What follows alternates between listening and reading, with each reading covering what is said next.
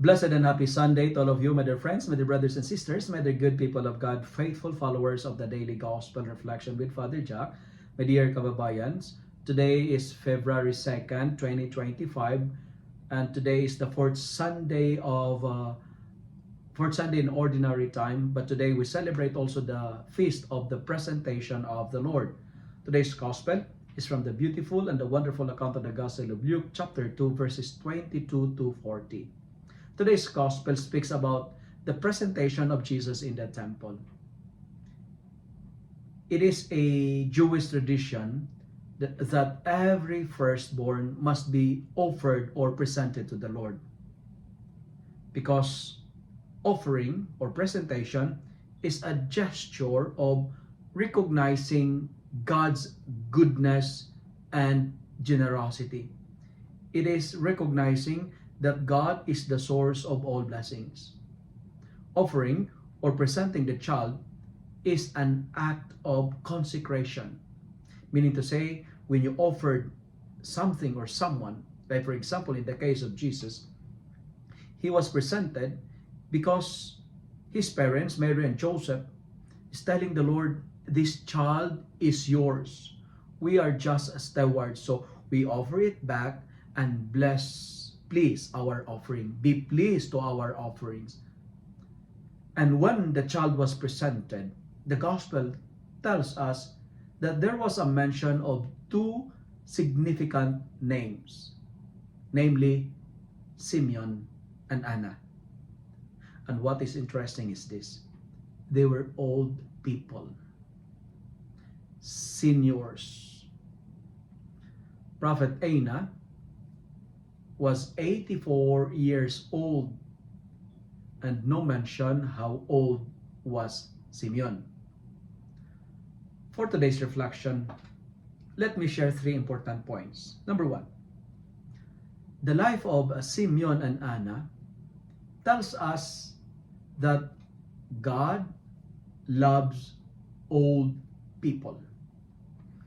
Old people, senior citizens, has a special place in the heart of God.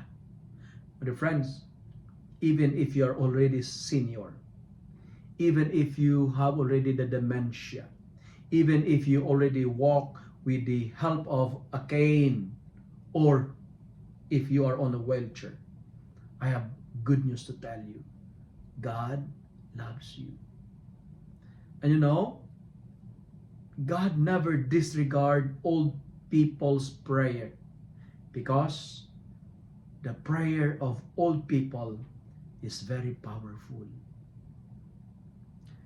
Don't be ashamed if you are old, because aging is just another word for blessing. Now, to all the young people, listen to this. If you want your prayers to be heard, ask the seniors to pray for you. Ask your grandma and grandpa to pray for you. Second point, the gospel reminds us that life has meaning when we spend it waiting for Jesus. Can you imagine Simeon and Anna? They're waiting and waiting for the Messiah. My dear followers, my dear kababayans, my dear friends, you are the modern Simeon and Prophet Anna of our time.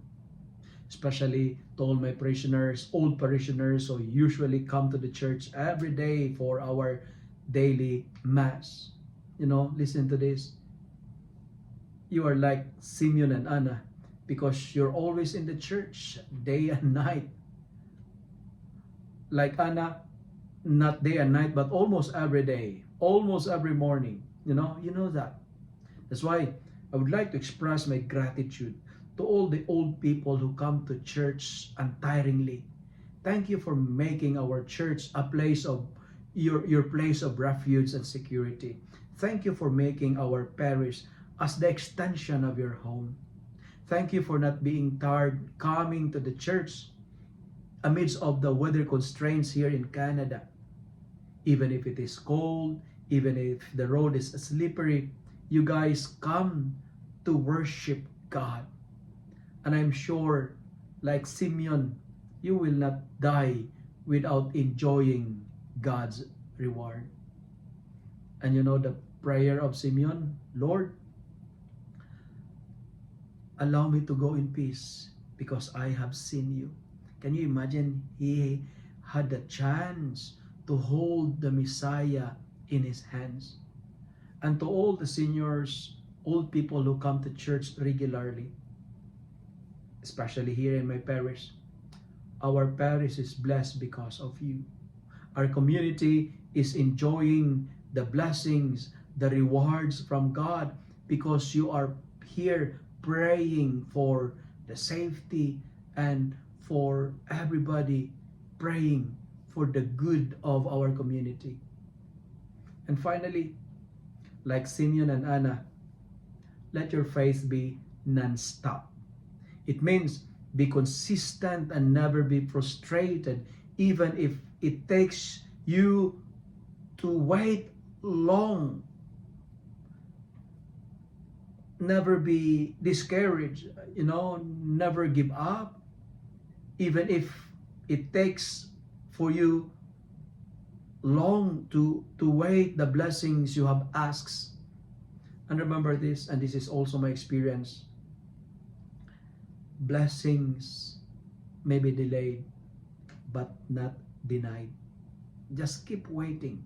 That's why during my ordination in the priesthood, I took Psalm 40 verse 1 as my motto, which says, I waited patiently to the Lord. He turned to me and he heard my cry. Friends, I say it again, blessings may be delayed but not denied. Let me end my reflection with 3 P's. P. The first P. Since today we celebrate the presentation of the Lord, let us make ourselves presentable before the Lord. That's the first P. And second P, I would like to ask all the parents, please pray for your children. Consecrate your children to God. Pray for them that God may bless them, protect them, and they may grow not only in age but also in wisdom and in humility and fear of the Lord. And finally, let us purify ourselves every day by doing the will of God, that we may abound in good works.